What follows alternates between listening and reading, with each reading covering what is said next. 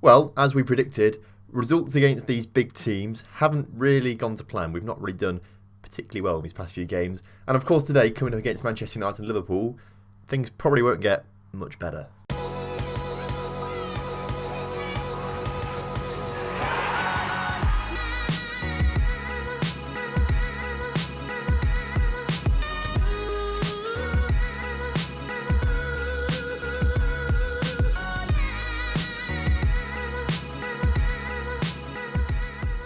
Hello and welcome back to the Lincoln Loco. Today, two games for you. We're at home to Manchester United and then we're away to Liverpool, both in the Premier League.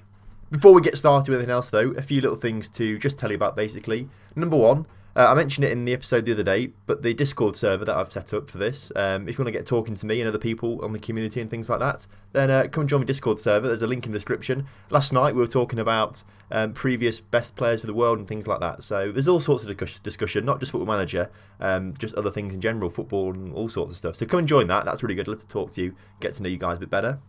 Number two is that someone asked to basically for me to upload the save file, and so I thought, yeah, all right, let's upload it. So in the description there's going to be a link to the save file for this, as it is a few games ago. So before this episode starts, I think it's sort of like in between international breaks and things like that. So that's when it's going to be. If you want to just play along now and well, probably overtake me to be fair. But if you want to get involved and have a little go with the save as to what I've done so far, then that you can do that down in the description. There's a link to that. So, and I think that's all the things I need to update you on. So let's get into today's episode properly then. Since you were last here, things have gone, downhill as we sort of predicted. Last time it was Grimsby 3-0 and Middlesbrough 2-0. We then played some decent sides and Arsenal we lost 3-1. Stat-wise, it was very, very close that game. We could have done a lot better result-wise. We just were pretty poor conceding. They made good use of their chances. We didn't make many good use of our chances. But it was a very, very even game. We then got absolutely trounced stat-wise by Everton, but the scoreline was very, very narrow. We deserved to lose that by a lot more goals, really. We didn't play very well at all. We then got Liverpool in the Carabao Cup third round and managed to beat them in extra time. Similar sort of story to last season. I think they sort of played a second-rate team, whereas we sort of played quite a strong lineup. So we managed to get the win there. Angel Gomez and Hammer Time scoring late on there in extra time to get us the win. We then played Man City, drew 0-0, but we probably should have won that. We were on top of them. We were the better side that game, and I think if that game had gone on for another 10-15 minutes, we would have sneaked a goal towards the end of it because we played really well that game. So unfortunate not to get the win, but a draw is obviously a very good result against Man City. And then last time out, we played woefully against Tottenham until the 72nd minute when we started to get ourselves back into the game by scoring 2 goals, Hammer Time scoring. And I thought we were going to go and get a third towards the end of the game, but we didn't, unfortunately. If we did, it would have been thoroughly undeserved. Tottenham were much better, far superior, and a lot better side than us. So that scoreline to be only 3-2 is probably quite bad for them. Today, though, Man United and Liverpool come up. We've been unlucky, actually, getting these big teams all in a row. Everton, you wouldn't think of a big side, but at the time when they beat us, I think they went top of the table, actually. So they're not bad a side, really, in this sort of stage of a game. If you are ever so interested in the England stuff, I had my first game. I didn't actually play the friendly because my assistant does all the friendlies for me, so we won that 5-2. But then we played France in the European League Division A, things like that, and we drew with France but then beat them 4-0 later on. Brad Yeo having an absolute wonder game, getting a goal and 2 assists. So the Brad Yeo story continues. He's still absolutely amazing, banging assists and things like that. So I thought you'd be interested in that more than the England stuff. Brad Yeo, absolutely incredible still. So all those results currently put us 12th in the table, which isn't too bad considering everything. Considering the teams we've played as well, it's not bad at all. So 2 wins, 2 losses and 2 wins, 2 draws and 3 losses, I should say, actually. Puts us on 8 points with 1 goal difference. So a win today, 2 wins today, which isn't going to happen, could put us up, toward that Champions League European places. But I think we're probably going to lose both games today, so we may slip down towards that relegation zone. We have mixed tactics up a little bit recently, but this is the sort of a lineup that we're going to be using today at least for probably both games. So Reynolds is going to start in goal. We've got a backline of Masovic, Williams, Benteke and Johnson, although Kobayashi's played very well, so he may come on for Williams pretty soon. Coyle, Jalapeno and Pandolfi start in the middle. Pandolfi starting ahead of Perrier for the moment. They're very, very equal. Pandolfi's slightly more defensively minded, where Perrier's slightly more attackingly minded. I've seen in their stats and things like that. So I want to give Pandolfi a little run out, see what he can do, because it's great to have 2 players that could play in that kind of position. Obviously, Pandolfi can do a little bit more different things to Anton Perrier, but I'm liking Pandolfi in the way he's played so far this season, so I'm going to keep him for now. Gomez starting on the left. Again, a player that I'm slightly unsure of. He's very inconsistent. When he plays well, he's incredible. When he doesn't play well, he's woeful, really. So still question marks on his ability to an extent. Lacazette on the right-hand side, and then, of course, Hammer Time starts up front as per usual. Right, kickoff is upon us, and it's going to be a big game today against Manchester United. We did well against them last season. We got 2 draws in the league against them last season. Obviously lost in the Carabao Cup final 1-0 to them. So I reckon we're a bit of a bogey side for them on the grounds that they usually win every single game, but they drew twice to us last season. First highlight of the game then, and it looks like it's going towards Man United actually, as Angel Gomez misplaced his pass. Rui Pedro's been put forward and he hits the crossbar. Benteke makes the clearance, but already Manchester United showing how dangerous and deadly they are. They've got a very, very good side actually. Very, very good side looking at their team lineup there actually. They're coming forward once again now. Gelson coming forward, it plays it out to Tete, puts it into Rui Pedro, and this time Rui Pedro does finish for Manchester United, who are already looking like they're going to be top of the table candidates. They're there at the moment on 22 points now. I mean, I can't see anyone stopping them. They are just an insanely good side, basically. So it's a shame in a way that it's been dominated the division by one side. Man United have won it 6 out of the past 7 seasons or something like that. So it's kind of a shame it's been dominated by one side. I'd like to see a few more sides get up there and win it. But I guess that's just the way it happens sometimes, a Football Manager. We're trying to come forward with the ball now, but we've lost it once again. And Rui Pedro has been put forward once again and nearly makes it 2-0. If he had his shooting boots on today, he'd already have a hat-trick, I reckon. I'm recording this, actually, this episode on Valentine's Day. So I just want to say happy Valentine's Day to all my subscribers out there. I love you lots and lots and lots. But I'd also like to say happy Valentine's Day to my real Valentine. You know, this person has supported me a lot through this channel. They've really, really helped me, and I don't mention them too much, you know, there's not much of a mention, but I do like to thank them for their support and things like that. Of course, I'm talking about Adrian Lacazette, my Valentine, basically. What a player he has been. Played a lot of games for us. He's one of our own, of course. He's not got 5-star potential anymore, and this season he's been pretty woeful. That is actually an awful average rating. We may have to swap him out at some point because that is not acceptable. But, you know, ignoring that, he is my Valentine. He's an enthusiastic winger, and he's...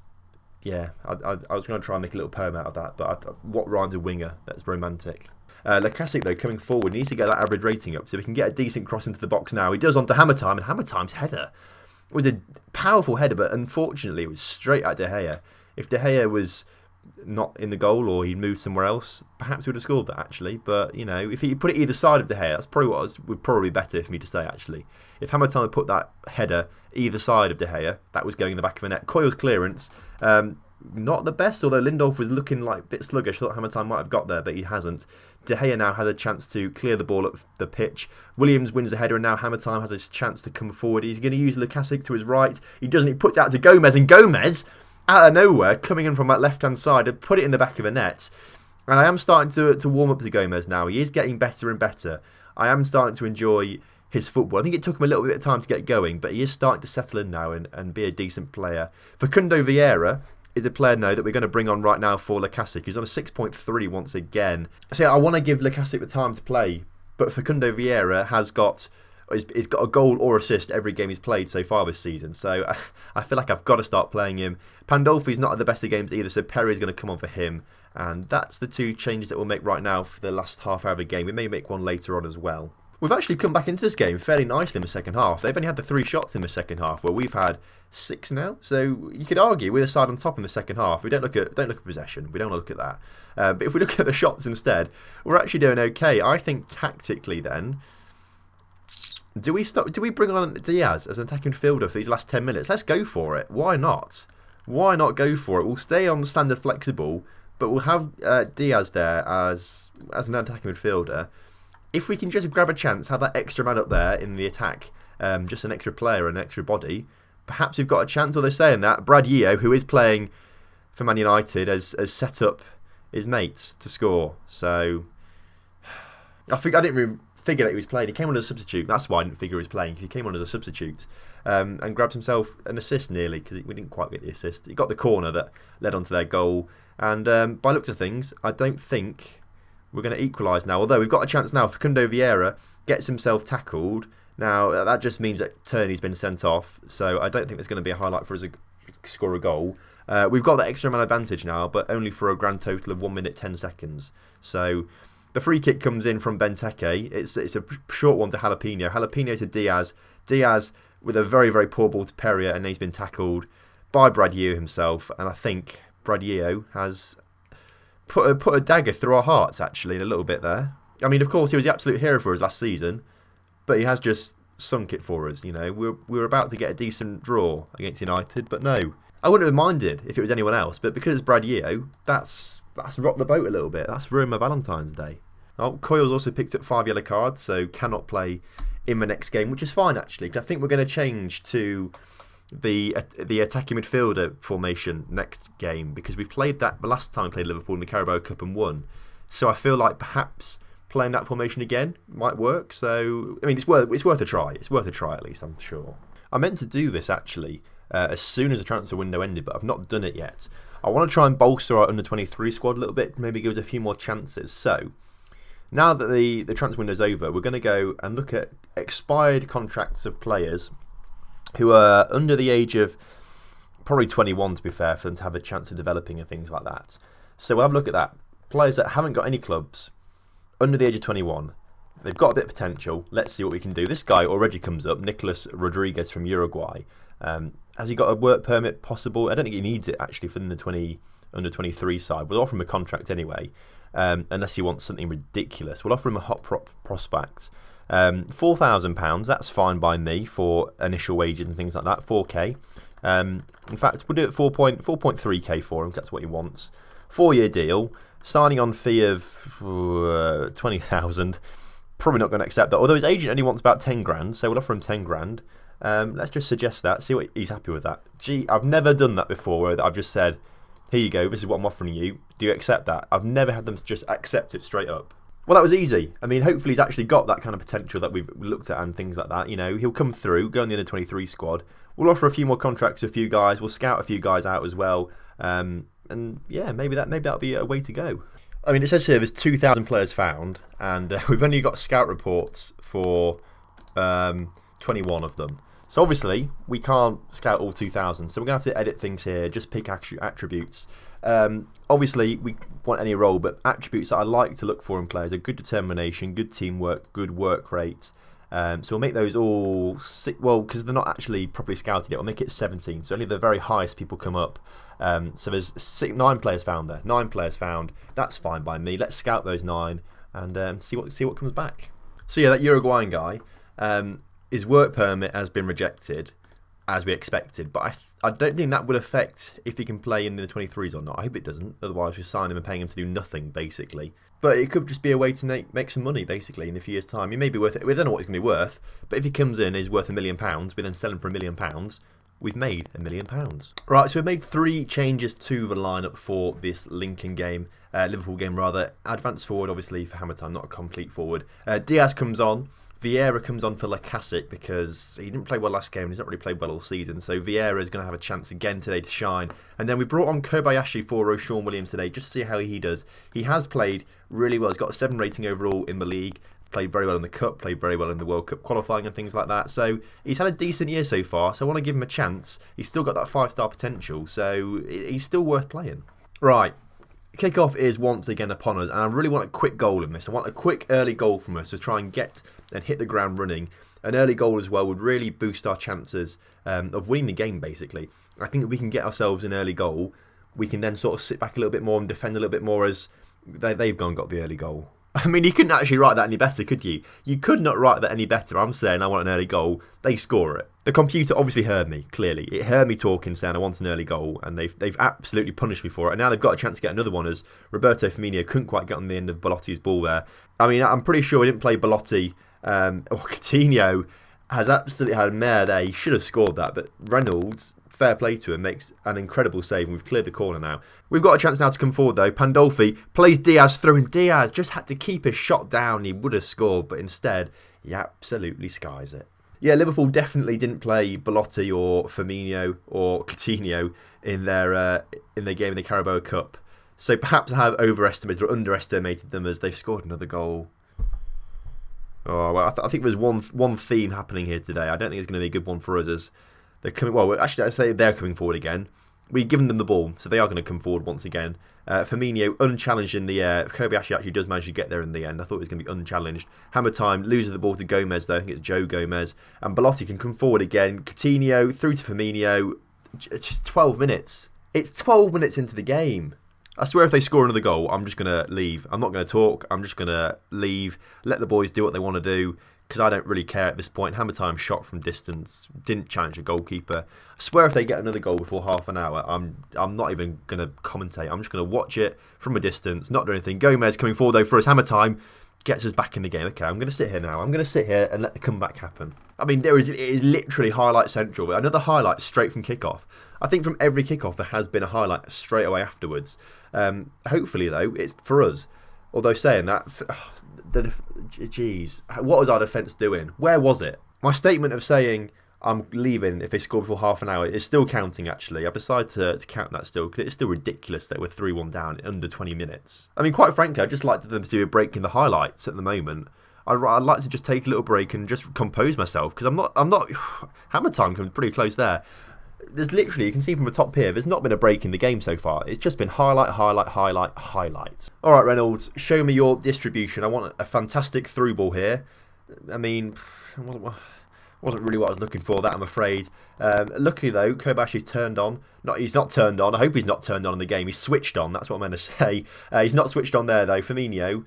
Reynolds is keeping us in this game. I'm not going to lie. If Reynolds wasn't in goal, we'd be 5, 6, 7-0 down. Right, Angel Gomez with a chance to come forward now. Hammer time, through to Diaz. Diaz, don't mess this one up. To be fair, Diaz, he didn't mess it up. He played it to Facundo Vieira. And now 26 minutes into this game, it's Liverpool 3, Lincoln 2. 5 games in 26 minutes. 5 goals, rather, not 5 games. Talk English, Tom, talk English. And if that wasn't enough for you, they're coming forward again now. They've done it. They've done it. I've promised myself I'm going to walk away if they score another goal before half an hour, and they have done. So, all right, in a bit.